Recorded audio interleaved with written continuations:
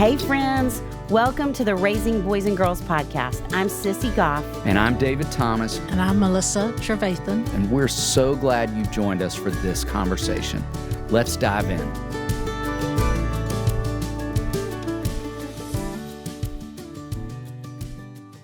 Inspired by deep compassion for others and informed from a Christian perspective, psychiatrist Curt Thompson shares fresh insights and practical applications for developing more authentic relationships and fully experiencing our deepest longing to be known. Through his workshops, speaking engagements, books, organizational consulting, private clinical practice, and other platforms, he helps people process their longings, grief, identity, purpose, perspective of God, and perspective of humanity, inviting them to engage more authentically with their own stories and their relationships. Only then can they feel truly known and connected and live into the meaningful reality they desire to create. We are so honored to have Dr. Curt Thompson on the podcast to talk about his incredible work and his newest book, The Deepest Place. Curt, we are so excited to finally get to have a conversation with you. I feel like because of Instagram, we've had 100 conversations with you, just watching you over time and being so grateful for your work. But it's fun to officially get to do it with you. Well, thanks, guys. It's great to be with you this morning. And I think, as you just mentioned, Sissy, that we're traveling in similar circles. We just happen to be running through the same intersections at different times. And so it's really great to be together. Yes. Yeah, it's great. Thanks. One of these days in real life, not just virtual life. One of these We days. hope for that. Yes. Right on. Yeah. Curt, we love to start with just hearing some of your story. Tell us about your growing up, your family then and now, and how you found your way to the work that you're currently doing. That's a great. I mean, it's like, because everything's right there, right? I mean, everything is right. It's like could you show us the acorn after we have whatever this like oak whatever thing looks like? Well, I grew up, I think, four things that were really crucial in my formation. I grew up in a small town of about 800 people in eastern Ohio. Wow.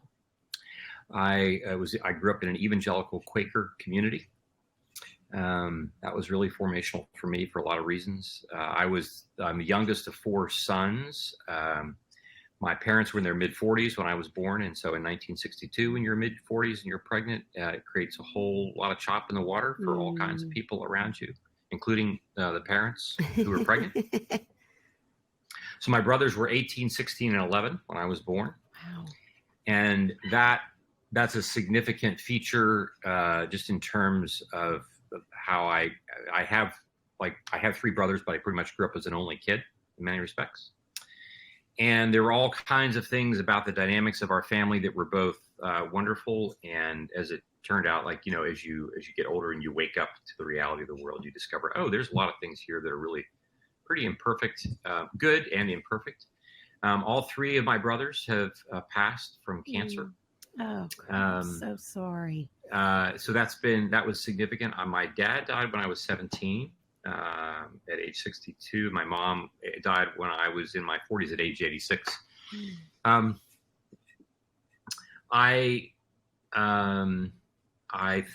feel like Jesus has come to find me. He finds in John 9, he finds the blind dude on the side of the road, and he heals him, and then kind of like the blind guy's life all kind of goes to crap. You're like, oh, thanks for the favor, and Jesus then comes back around to find him again later when he heard that they'd put him out of the community. And I feel like my life has been a series of Jesus coming back around to find me at significant periods of time. And so I think that he found me when I was 13 at a camp in West Virginia in a really powerful way. My spiritual director would one day say that he believed that I had experienced the baptism of the Holy Spirit, which, of course, as a Quaker kid, that's a little odd to kind of get. That's not kind of how we talk about things. But I have every reason to believe that my director was correct when he said that. And then I went off to a small evangelical undergraduate program called Malone, now University of Malone College. Ended up in medical school after that, probably against my better judgment at the time.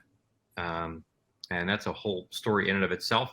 But because I wasn't really, I mean, once I got there, I wasn't really sure why I was there. It was pretty miserable for the better part of the first 2.5 years of being in med school, and didn't even consider that psychiatry wasn't even on my radar. Despite the fact that looking back on it, it would be easy to consider that it could have been, given my almost ruminative and obsessive curiosity about why human beings do what we do. And so when psychiatry came along, I thought that was another way in which Jesus found me. Like I tell people, I don't think I found psychiatry. I think it found me. And that then led to residency training, which took me from Ohio. I got married when I was in my third year. And that's been my wife, Phyllis, of 37 years, has been a crucially formative force in my life, as has been the rearing of our 2 kids who are now 33 and 30. And those 3 people have been, the kind of, maybe the Holy Trinity in real life for me over the last nearly, 40 years. And then again, the story about psychiatry is one I'm if we had more time to tell in more detail, it's very humbling. But then about 20 years ago, when before Dan Siegel was Dan Siegel, and I, he and I met him and started to do some collaborative work together when he was early in the game and in the work that he was doing, which was just really, it was a significant pivot for me in the work with psychiatry. I've been practicing for about 15 years when we had our first encounter, I might call it providentially. And so now, I would say the last 20 years practicing general psychiatry and trying to do this work of, I think the practice we talk about helping people tell their stories more truly. And, this notion of integration, this notion of wholeness, this notion of imagining that what we're doing is really trying to create beauty and we're not just trying to fix problems. And the whole notion of how we bring together the understanding of the mechanics of the mind, which in many respects is what interpersonal neurobiology is about, sitting on the hard deck of Christian anthropology, a biblical narrative, spirit, body of Jesus, kind of all working together, has put me in this position of just been very humbling. I can't believe I get paid to do what I do. It's been extraordinarily humbling to walk with people who are just working their tails off. Working their tails off in some really hard spaces. And it's very humbling to do that.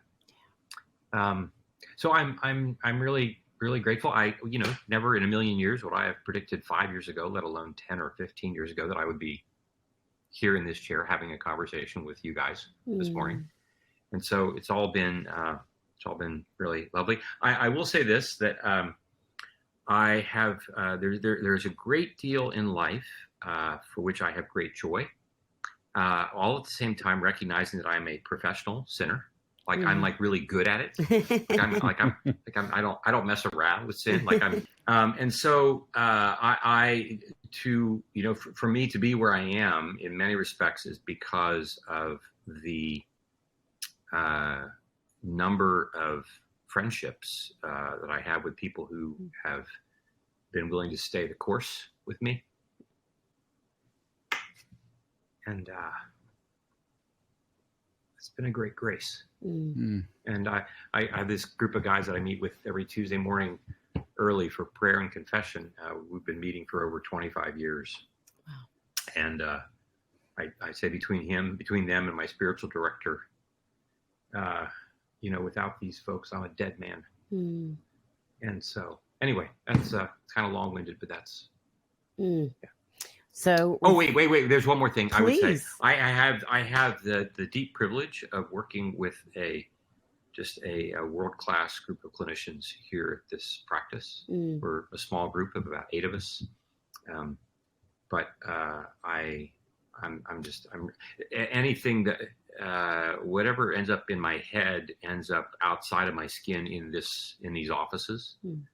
And anything that I've written or that comes into the world that's helpful for anyone is because of the work that I get to do with these other clinicians that are here. And so again, it's just I just have an infinite list of things for which to be grateful. Well, all of those answers, last one included, feel very reflective of what we would know about you already without having met you in person, and don't feel like a surprise. And we sure get being surrounded by a great group of clinicians and the words great grace, all of it seems. Thank you. Thank you for that. And speaking of writing, you have authored quite a few books that we really love and respect. And well, which would include The Anatomy of the Soul, The Soul of Shame, The Soul of Desire, just to name a few. Your newest book is called The Deepest Place, Suffering and the Formation of Hope, which we love. Will you first talk a little bit about how you define suffering and hope for us? Yeah, it's funny. This is a question that is a completely reasonable question, and the moment that it comes to me, I'm like, I think that was Job's job. I mean, I don't, I mean, there are other people who can define it. You say, oh, you just look at their life, and they say, oh, they're a walking definition of suffering. And some of the people, the people that you work with, the people that we work with, like, oh, it's John and it's Sarah. That's a working definition. I mean, if you want to be technical about it, we might say that the way that we tend to think about it in general is that suffering is pain over time. And in that pain over time, it also includes my response to that pain over time. And there are lots of things that we could say about this, that, we say that part of how it is that humans are the only animals that suffer in the way that we do has a lot to do with our ability to live in a time structure in like no other animal does. And so, it's not just that I am in pain, but it is that I'm able to imagine that I could still be in pain an hour, a day, a year, 10 years from now. That makes it challenging for me. And, I address this a bit in the book, this whole notion of the temporal domain of integration, this notion of what we do with time, is a big part of how suffering happens, not just because of the pain, but it's how we then respond to this. But an additional piece of that has to do with that I imagine moving into the future with this pain not stopping, and I imagine that I am alone with this pain.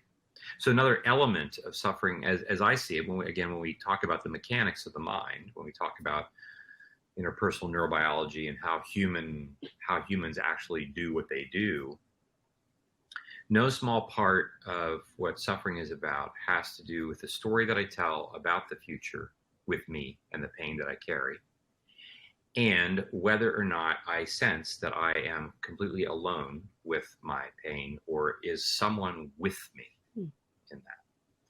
And I think the withness, if you will, is the primary element, because when we are,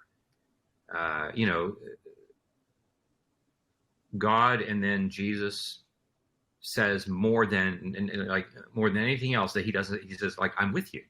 I am with you. I am with you. And I hear that and I think, yeah, you're with me, kind of like the chair is with me in the office.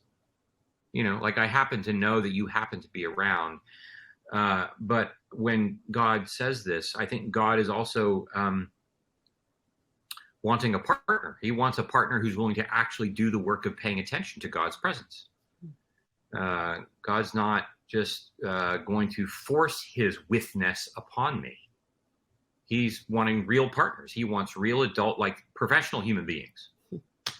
And right. So I this whole idea and the book really got solidified for me, particularly a while back when one of our patients who's in one of our confessional communities and who has been a patient of mine now for about 20 plus years, and who's been doing really hard work the entire time. There was yet one more moment in which, and this is a person who's now has aging parents. And, we tend to think, this is just an example of this. We tend to think sometimes that, or at least I can think that, I just figure that, like, as people age, and I mean, like, seriously age, I mean, we're all aging, but I mean, people who are in their like 80s, 90s, they're going to become old enough that their frailty will keep them from behaving badly. And the reality is that's just not true. There are plenty of people who are in their 80s and 90s, and they find ways to still behave really badly in the world. I sure do in my 50s. And you're like, holy cow, like, how are you like 87 years old and still like able to like hurt people's feelings in your family like you've been doing for 60 years? And this patient, they're coming by it honestly, that they're in a family system that they can't just leave because they're caring for parents and so forth and so on. But every now and then, another grenade just gets thrown into the room. And as much work as this person has done, and done like really important work, in which it doesn't have the same effect as it used to do by far. But we all know that we can just be at the right place at the wrong time, and the grenade goes off, and I forgot to put on my Kevlar that day. And so her word in our community was, she said, "Why is it that I've been at this for 25 years and this is still a problem? Why have I not gotten this right yet? Why does this still happen? Why?" And so forth. And this sense that, there is a sense in which if we're going to walk toward the light, if we're going to do the work of following the King, we're going to suffer. And not just because of what other people do, but because we are going to there will be systems that will want us to continue to abide by their rules. There will be old, ancient wounds that we have worked long and hard toward healing, and that healing has been real, and that healing has been durable, and yet those networks don't go away. And the temptation will be to say, why after 25 years, we're like, why is this still an issue? And that whole sense of suffering, like carrying the sufferings of Jesus, like living them out by virtue of running to the light and doing the good work, I mean, I think is part of what really pushed me into saying, we're gonna write the book. I think is a way to honor the patients that I have worked with who continue to suffer, in no small part because they are doing the work. Not because they're weak or they're lazy or because they're, stupid or whatever.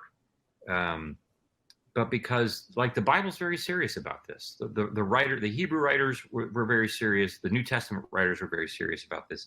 And the Christian story is the only one that takes suffering seriously enough such that we would say God is even going to use it in the redemptive process while redeeming the very notion of it at the same time. And that's hard for us to get our heads around, because we live in a world where suffering is just seen like it's only bad. There's no way, there's no vision cast for being curious about what is God doing in this suffering. Of course, there will be elements of suffering that we want to do everything we can. COVID, right? We're going to do what we can, find a vaccine. You're suffering because you fractured your femur. Gosh, we actually have surgeons who can help you with that. That's a good thing. All these things are good. And at the same time, we recognize that there are certain things, like, when my brothers are dying from cancer, like, they're just not going to stop. And there will be other things that will happen. My wife and I were recently at a family gathering, in which, we're experiencing family that find ways to behave that are just really, and you're like, wow, that's painful.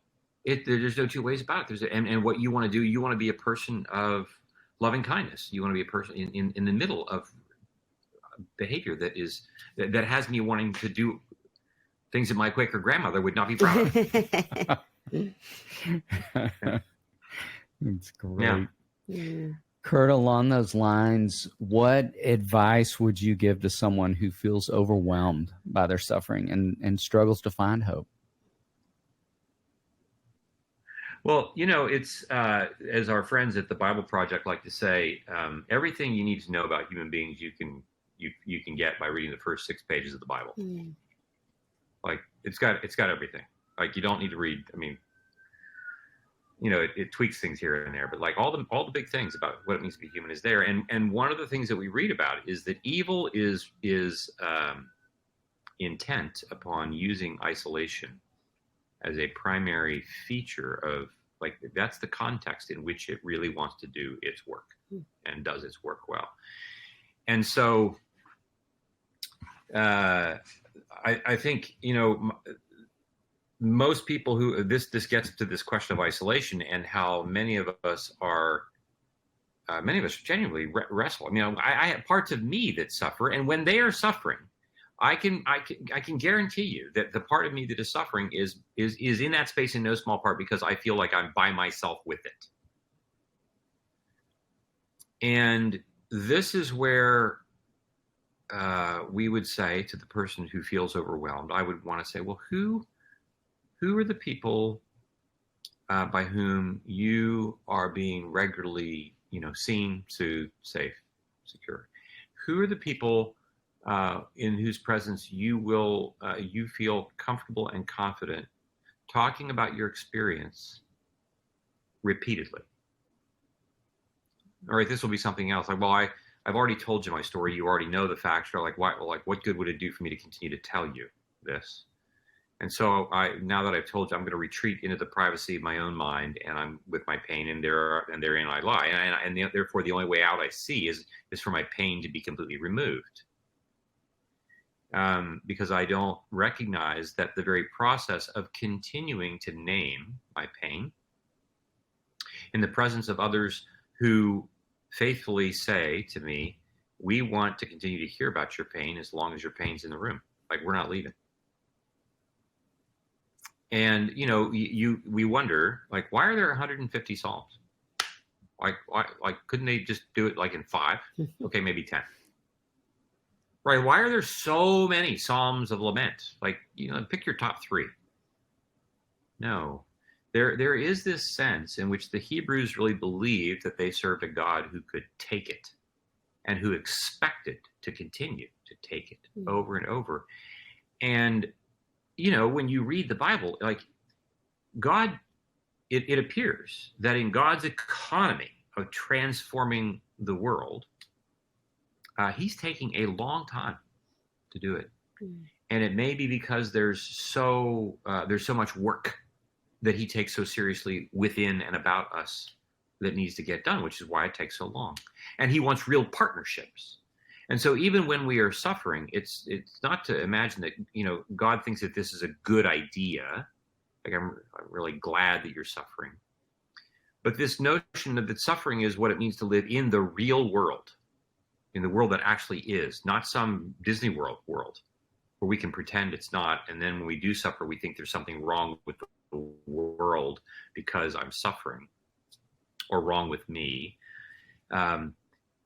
I realize this is long-winded, but when someone is in that space where they feel overwhelmed, I would say that it is the overwhelm that I would want to be carried, that I would want to be touched, that I would want to know who are the 3 people who are going to come and be, unlike Job's friends, they're going to come and be present with you and be curious with you without giving you answers for why this is happening. Like, there's no answer to that question. It's a matter of, this is really hard and I'm not leaving the room. And we will continue to do what we can do. We will see physicians, we will pray, we will do healing prayer, we will do psychotherapy, we will do all the things, and we're not leaving the room. I mean, this is in many respects, this is why Trinitarian theology is one of the reasons why it's such a big deal. This notion that when Jesus, when Jesus goes in Luke 24, like when he's the Father, forgive them for they don't know what they're doing. Like, you figure, like, why doesn't Jesus say, hey, y'all, I forgive you? Because you don't know what you're doing. He's asking for help. like, do this. You do this while I'm catching up. Because I'm just having to like focus on getting through the whole crucifixion thing. Yes. And that we serve a God who knows. And again, the first page of the Bible, let us make mankind to live like we live. We're going to be our image bearers, which means we must seriously take into consideration that I don't know who I am if you're not in the room. I can only be an image bearer if it's a we that's doing this together. And consequently, when I am in pain, all the more so do I need you in the room. And you need me in the room. And so forth. Which is a great reminder of how God does that with us and what it looks like for him to be in our suffering and for us to have communities, like you said. Will you say it again? Safe, secure, seen, soothed? Yeah, seen, soothed, safe, and secure. These are words from Dan and Tina Payne Bryson. But I also want to say that this is not unlike the work that you guys do, right? This is fundamental. I mean, there's a sense in which when a toddler is not getting what the toddler wants, there is going to be a 60 to 3 minute, 60 second to 3 minute, like where the toddler's suffering. Like if you just watch when you watch toddlers like losing their mind, or teenagers, whatever, right? There's a certain like suffering in the moment because they how long am I going to be in this? And what is a parent doing? A parent is hovering, right? This is another thing, right? Oh gosh, Genesis 1:2, right? The verse that like it's where everything starts and everything, right? God is a God who hovers. Spirit and word, he hovers. He doesn't go to war with the creation. He doesn't emerge out of the chaos like the Egyptians God did. He doesn't go to war with the creation like the Babylonians did. He hovers. And then he brings order and purpose. And this is what parents do. And this is what we do with our friends, but we're doing it by being present. Right. Over and over and over. So in many respects, what we're doing, it's the midwife when she's in transition, when she's in transition and she wants to like kill anything within a country mile of her, right? And you know what I mean, right? There's this, I'm going to be with you. Yes. Over and over and over. Even when you can't pay attention to me being with you, I'm going to be with you. Yeah. Like a kid with colic. Right. I'm sorry, I go on. They're like the parents who think that they're not doing a thing for the kid with colic because you try to comfort the child and the child doesn't respond. They just keep crying. And yet, you say like, well, I'm not doing anything. And that's actually not the proper comparison. The proper comparison would be, what would it be like for that child's brain if you're not doing that? Yeah. Well, and that makes me think, this is not on our grid at all, but I would say, Curt, sitting here thinking about the parents listening, as you are talking about suffering that feel like, whether it's a colicky child or whether it's a 14-year-old that is suffering because they're 14. And then, of course, I'm suffering alongside them, watching. What hope would you give to the parent that feels like they're in the middle of this stretch, that they're not seeing the redemption yet? Right. Well, this is why the subtitle of the book is The Formation of Hope. I'll speak for myself. There is this sense in which whenever we talk about hope, we talk about it as if this thing that like you flip a coin and maybe you get it, maybe you don't, maybe you hope that you have it. You hope that you are hopeful. It doesn't feel like it's something that it can feel capricious at times, like, but the notion that you can that you have agency to form this,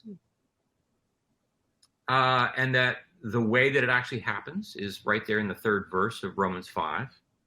Like it is this suffering, perseverance, character, hope.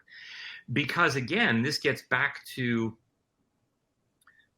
this notion of how we as human beings in particular tell time. Hope is a function of future state in my mind. And as we like to say, that our futures are things that we remember. What I anticipate is what I've paid attention to and encoded as memory. And that becomes the thing out of which I anticipate either a hopeless or a hopeful future. And so if I'm in the middle of a painful circumstance and I'm having the experience of someone being with me who's helping me regulate my emotional distress, when I'm 2, it's not as easy for the parent. After the parent has helped that child navigate that, you may have milk in your blue cup or your red cup, but you may not have juice moment. And then when you've helped that's a little, at some point, like that becomes like a version of the standard of you're going to be present with you while you hold the line, because there are certain things that that this child can do and this child can tolerate this, but they're going to have to learn how to do that. Yeah. And then when they're 14, you're going to do the same thing. The stakes will be higher. And when they're 20, the stakes will be higher, right, and so forth. But you're doing this whole thing. But at some point, you will actually start to have conversations with your children about what happened. Not when they're 2, not when they're 6, but you'll start to have these conversations when they're 10, maybe a little younger. And you get kids that are like able to like talk about what's actually happening between you, my child, and me, your dad or your mom. And the older they get, the more able we are to offer reflection on what happened here. And one of the things that we're offering to them is like, oh, what was that like for you to have that experience last week? Yes. What was that like? And then they start to talk about it, and they become aware that the hard work that they've done in the middle of a hard place begins to create with them the capacity to anticipate a future, not in which hard things won't happen, but one in which when hard things happen, because I'm in the presence of others who are with me, I will be okay when I'm not okay. And that is what hope is. Hope is this anticipated future in which I will not have no problems, but in which when those problems come, I will know that someone's coming for me. Someone is with me. This is Genesis 3 all over again, right? Third page of the Bible. This is what we do as parents. This is what we do. This is what Jesus does, right? A God who comes for us. And it takes practice. It takes time. It takes effort. And so for the parents that we're talking with, our audience this morning, I would want those parents to have people like you all to whom they're talking, but also friends who are with them, other parents who are saying, this is hard, we're going to do this. Because when the parents are upset about their kids, it's not the kids that they're actually worried about, right? It's themselves. Or we say my anxiety is always ultimately about me. It's not only about me. It might be about my kids, but it's really ultimately about me, because what I'm really afraid of is that my kid's not going to get it. Something's going to go horribly wrong, and that's going to end badly. And then what will that be like for me? But unless I'm actually doing the work of paying attention to how this story is about me, the parent, and not just about my kid, I will be tempted to, I need my kid to be okay as a way for me to be okay. And then my kid doesn't end up doing the work my kid needs to do because they're too busy doing my work. And so when those parents have other parents who are being curious with us about what it's like for us to be afraid, what it's like for me to feel like I just haven't done my job as a dad and I'm ashamed because my kid's in this space and I can't. I mean, our son Nathan, this is. I mean, he talks about this publicly now. Our son, who's 30, back in 2020, and he's a PhD candidate now, and but he just started this PhD program on the West Coast, and he moved to LA, and within about 3 or 4 weeks, just all the wheels came off, and Phyllis and I were. We got a call and we were talking and we figured, well, we're going to fly out to California for a couple of days and kind of check things out, because this is a guy who's just lived a radiant life and been successful at everything he's done. And we get there and we stayed 7 weeks. And you talk about angry and powerless and terrified. I've never been more frightened in my life. Not on, I mean, there's, there were just days where you're not, you don't know if he's going to be alive in the morning. And hope was in the people of God coming out of the woodwork for us. It was not this thing that I was just going to call on and be okay with. It was going to have to be me yelling and screaming and weeping with my friends to talk about, here we are, a social worker and a psychiatrist, and we can't get this train stopped. And so, you know, for hope to be formed, it does not mean that I feel hopeful all the time. It's like when I'm forming, when athletes are getting into shape, a lot of the times when they're getting into shape, they're not feeling like they're in shape because they're pushing the limits and they're suffering. And they're not feeling very in shape. They're feeling exhausted. And that's how getting in shape is formed. And this is how hope is formed. And I think we tend to think that, oh, hope being formed is going to be a thing that we mean like I'm always only hopeful. You know, they say that we like to say that the best pitchers in major leagues, the best pitchers are not the ones who never let any runners on base. They're the pitchers who make mistakes and then are good at getting themselves out of a jam. Right? So they're not just, you know, perennially hopeful in their work. They have to double down, and they're going to have to count on their infielders and their outfielders to do the job, and so forth. Oh yeah. Anyway. Well, yeah, me too. Glad to talk about baseball because we like to talk about tacos. So it's fun to talk about the sillier things a little too in the midst of suffering. We need both. I was thinking as you were telling that story, Curt, just the way you and your wife were living into everything you talk about in the deepest place. Your new book, you were living into the formation of hope through suffering. And so thank you for sharing that. Thank you for sharing so much wisdom, so much truth with us in this time. I can't tell you how grateful we are that you would be with us in this time, in this way. Well, by the way, Sissy, I just received your book. Oh, good! I'm so glad. Yeah. So thank you for that. And